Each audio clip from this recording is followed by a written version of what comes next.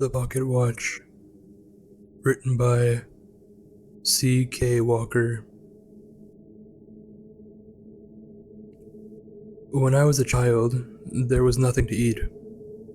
I was the eldest of 5, so it was my job to let my brothers and sisters eat before me. War was inching inward from the coast, and as it marched slower, our food grew scarcer.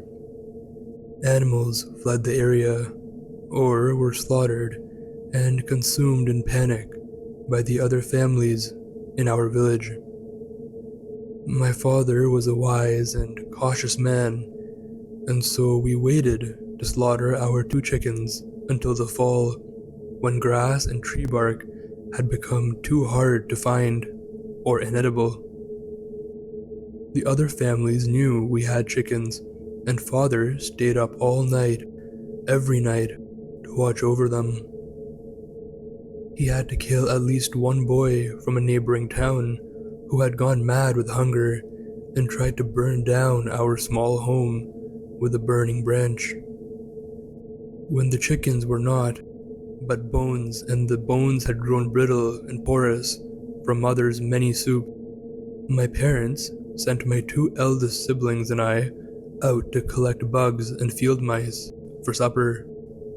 We were hungry, but not quite starving, until one morning we woke to the first frost and there was nothing alive left to eat. My parents began to discuss the inevitable. Perhaps my father should go to the coast and sell his father's pocket watch to one of the drunken but well-paid soldiers. It was the only thing we had of value and the only family heirloom my father had to pass down to me. I didn't want him to go. I was afraid war would arrive while he was gone, and I was too young and too weak to protect my mother and younger siblings.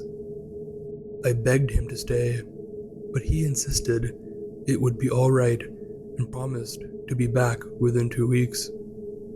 I was so scared that when he and mother were outside preparing his satchel, I smashed the pocket watch under my foot and placed it back in my father's half-rotted desk. My mother cried for days. Father did his best to comfort her as I watched them peel the leather from my father's boots and boil the hide for dinner. The next night, mother found a dead rat and boiled away the disease with the new fallen snow from outside. The next evening, she filled our bellies with rat bones and more melted snow. My little brother Albert kept everyone awake that night, crying over his hunger. He begged for all the things we'd eaten when we had a garden and animals: beef stew, white rolls, succulent corn, and spiced lamb. He made all of our stomachs moan and torture us, and I soon screamed at him to be quiet while my mother sobbed from her room.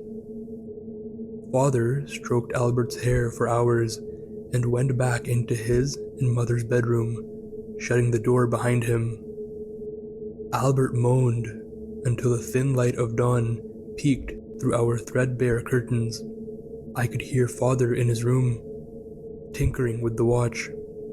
My hunger had long worn out, my fear of soldiers, and I silently prayed that he could repair it. Father worked on the pocket watch all through the day and into the night. Celia had found dead crickets in the walls of the abandoned bakery, and as we ate them, father emerged from his bedroom with mother right behind. The smile on his face was one I had almost forgotten, as I'd not seen it since the day my youngest sister was born. He told us that he had repaired grandfather's watch and that he'd heard of a soldier encampment nearby. 3 days he promised us. 3 days, and I will return with carrots, lamb, and rolls so big they'll fill our bellies for a year. We clapped our hands in delight and ran around our small, dirt yard with a glee that seemed a foreign language to us. Father said that we were all to help Mother find beautiful things with which to dress the table. The next morning, he gave all of us a piece of rubber from the sole of Mother's shoes to chew on and sent us out on our mission after kissing us goodbye and promising to be back before we'd remembered he'd left. We had such fun that day, gathering horseshoes and shards of broken glass. We threaded bits of twine through the horseshoes to hang above the table and tied the glass to the ends, hoping they would shimmer in the lamplight. We returned home as the sun set, happy with our day's work and eager to return to it tomorrow. We weren't yet in sight of home when I first smelled it. Onions, chicken broth, spiced lamb, even sweets. I ran as fast as I could, dropping our table dressings carelessly along the way in my maddening pursuit for food. I burst through the door to find Mother at the stove, preparing our meal in a quiet reverence. I threw my arms around her and asked if Father was home already. "Yes, my love. He had the fortunate chance of meeting a wealthy mercenary on the road who was only too happy to buy your grandfather's watch." I hugged her even tighter and sat down at the table as my brothers and sisters came spilling through the doorway. They found their places quickly, hungry, expectant looks upon their faces. Father came out of the bedroom and took his seat at the end of the table as Mother brought over a steaming platter of spiced, boiled lamb. She nodded at us, and we filled our hands with the rich meat, hardly bothering with our plates. After dinner, we were sent to bed with full tummies, barely a word having been said by anyone since our food had been set on the table. We ate our fill the next night, and then the next, and the next. But as our food stocks started to dwindle, so did Mother's health. Each day bled more out of her until we were left fighting over scraps of raw meat while our mother lay weak and wilting nearby.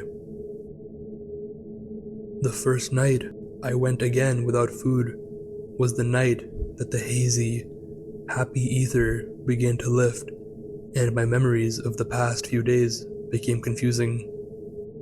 I recalled that the spiced lamb I'd consumed with such ferocity had actually been sickly sweet, and the accompaniments I had first smelled from afar had never been brought to the table. I couldn't remember Mother eating anything in all the days since Father had returned. Instead, she had sat quietly next to us at the table, staring at the pile of gray meat we consumed with such fervor. And Father, I couldn't recall hearing his voice since the morning he had left for the soldier encampment. His chair sat empty, night after night, and as the peripherals of my memory formed shape, I couldn't be entirely sure he'd ever been there at all. At least, not since the morning he had cut pieces of rubber from Mother's shoes at the table. Frightened and starved, I didn't find sleep until the darkest hours of the night. The following morning, when Mother emerged from her room, I had asked where Father had gone. She told me he left to become a soldier and sent us out to peel bark off the bushes in the forest. Father had never returned. Perhaps the reason I didn't realize what happened back then was because it was too awful to consider, and I was so very hungry. But Mother died a few days ago, and in death, she thrust the truth upon me. From her stock of meager possessions, I was bequeathed a small box that contained nothing more than a shiny, broken pocket watch. Perhaps she wanted me to remember it. the only hope of our survival that I'd smashed under my heel. My father's last loving hug before he sent us to collect dressings for the feast.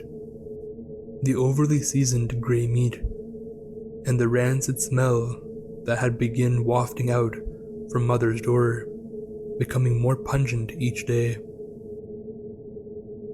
My father sacrificed more for his family than most ever would. I used to lament that I had nothing to remember him by, no family heirloom to pass down to my own children. But now I have his pocket watch, a thing I cannot give to my children, not because the glass is shattered, not because the gears are cracked. I cannot part with the watch because it is a curse that I must bear, for the shiny, contorted metal has never lost the sickening smell of that sweet, silvery meat.